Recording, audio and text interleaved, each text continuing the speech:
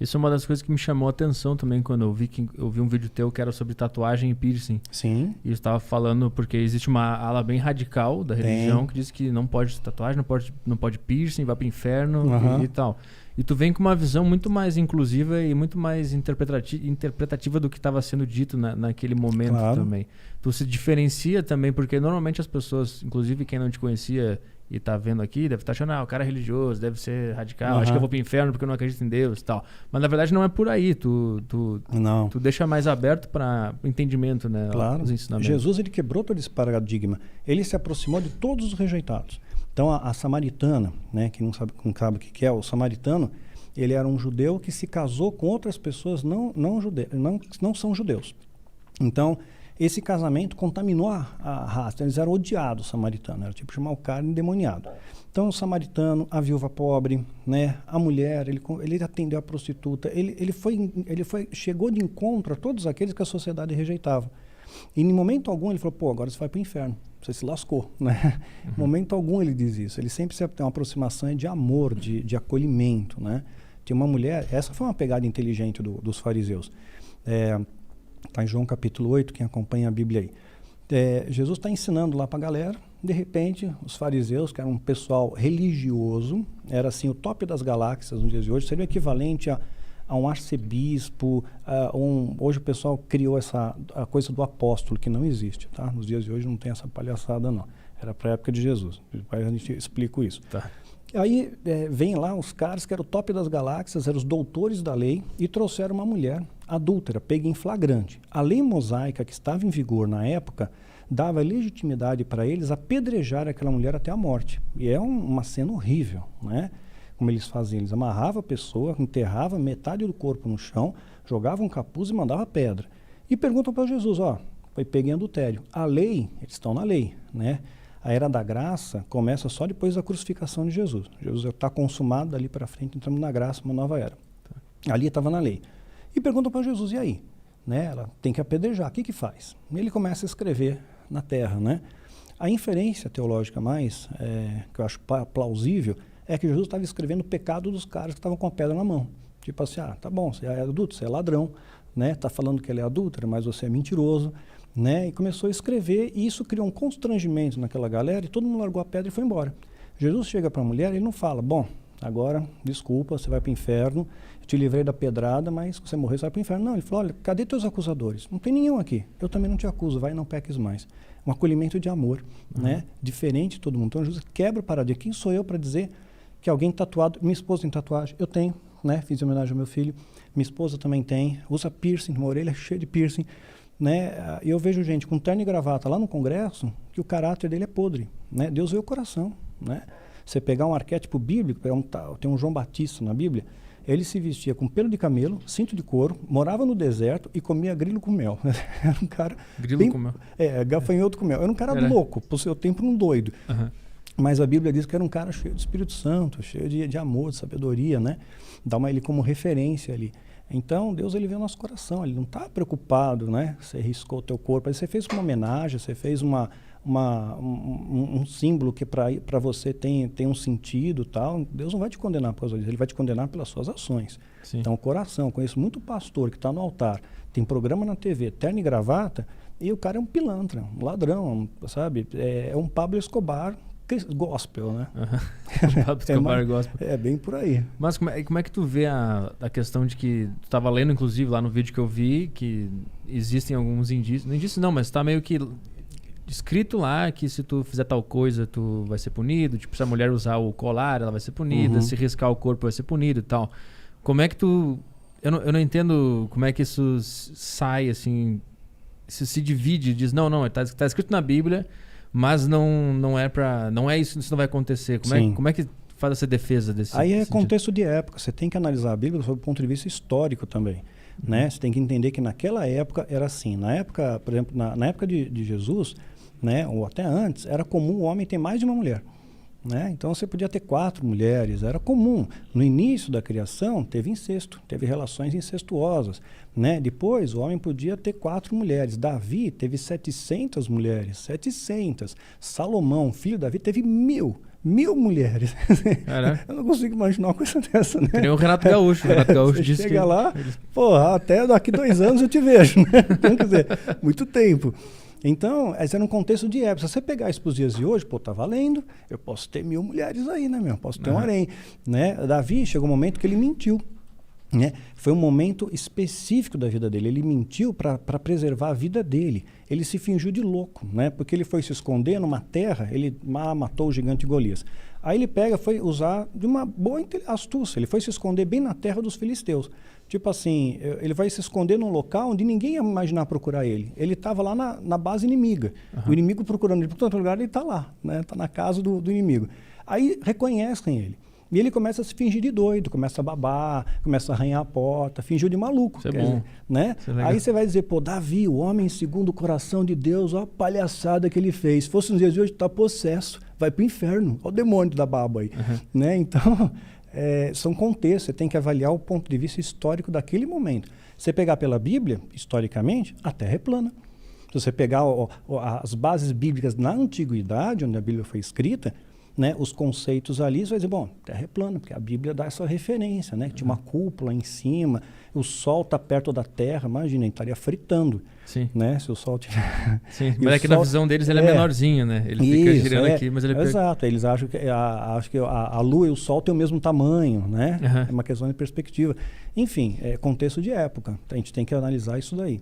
Mas acho que a maior crítica de quem não acredita em religião, ou quem é contra a Bíblia, eu acho que isso é uma bobagem, é que fica muito conveniente se a gente for ir mudando. Ah, não, mas não era bem assim, era contexto de época. Tipo, no final das contas não acaba virando...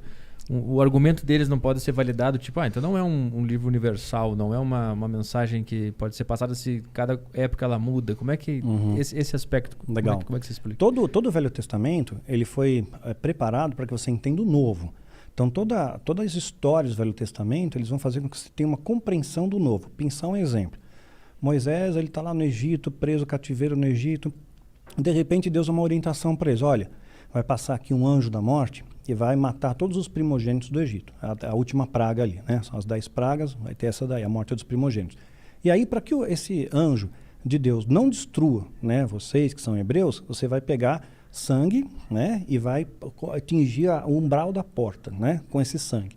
E aí ele vai ver esse sinal e não vai entrar na tua casa. Esse sangue está tipificando o sangue de Cristo derramado na cruz.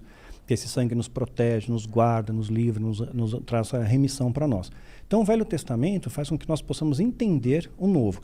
A partir do momento da crucificação de Jesus para cá, na graça, é muito simples entender a Bíblia. Amar a Deus acima de todas as coisas e amar ao próximo como a ti mesmo. Só isso.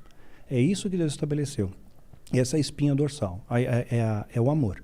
Né? Então não tem mais todos aqueles dogmas antigos, não tem mais o ritual, não tem mais que ir no templo e sacrificar o boi, o bicho, acabou tudo aquilo.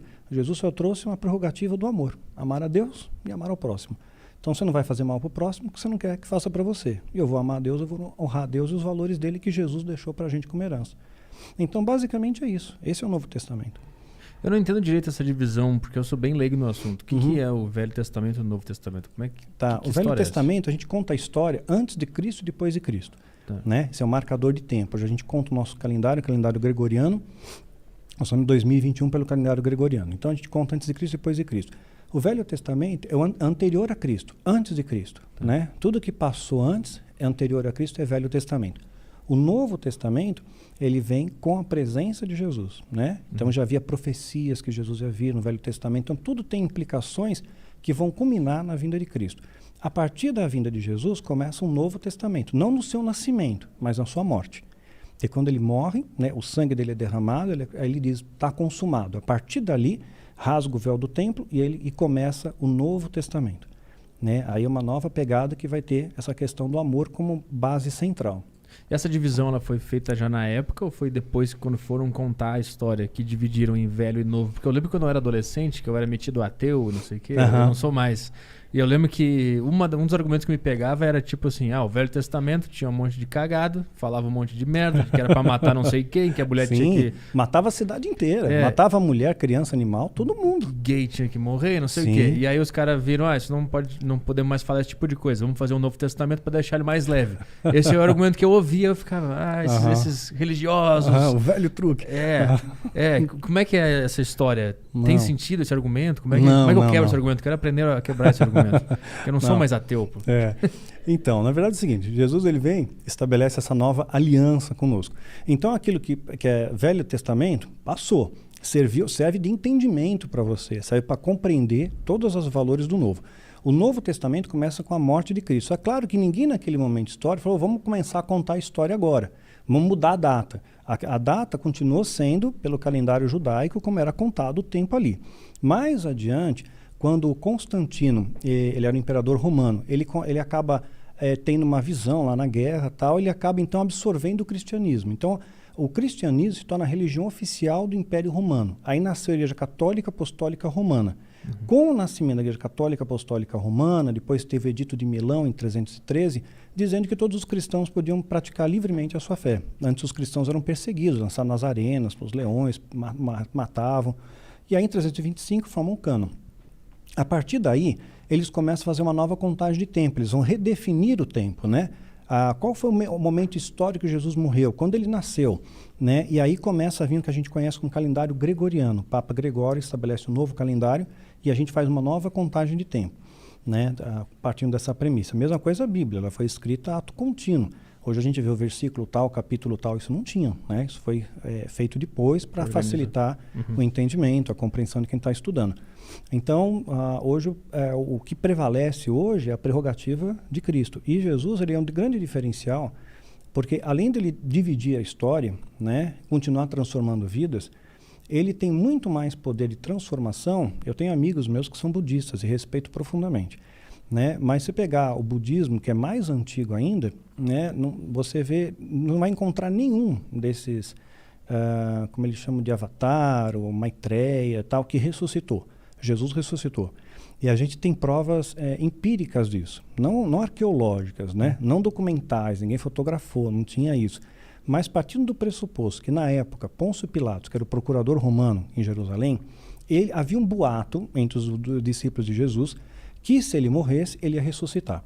Então, sabendo disso, para evitar uma revolução, para evitar um tumulto ali, porque ele seria cobrado, o imperador ia acabar com ele, o que ele faz? Ele estabelece uma guarda, né? Uma guarda romana para tomar conta do túmulo. E o soldado romano, não era qualquer um.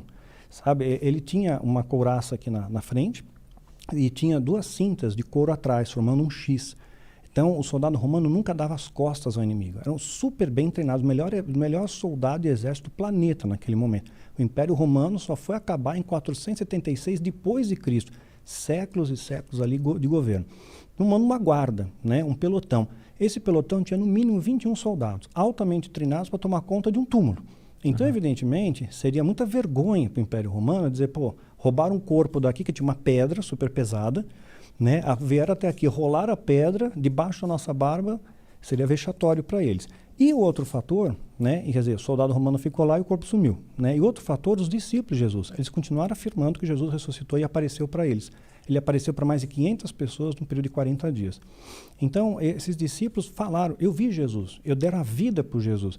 Quer dizer, se eles falassem que eram cristãos naquela época, que acreditavam em Jesus, né, eles iam ter pena capital de morte, porque eles estão cultuando alguém que morreu, né, que é um bandido, né, que sofreu a pena capital do Império Romano, foi morto pela cruz. Então, se você dissesse que você apoia o bandido, você vai ser tratado como tal.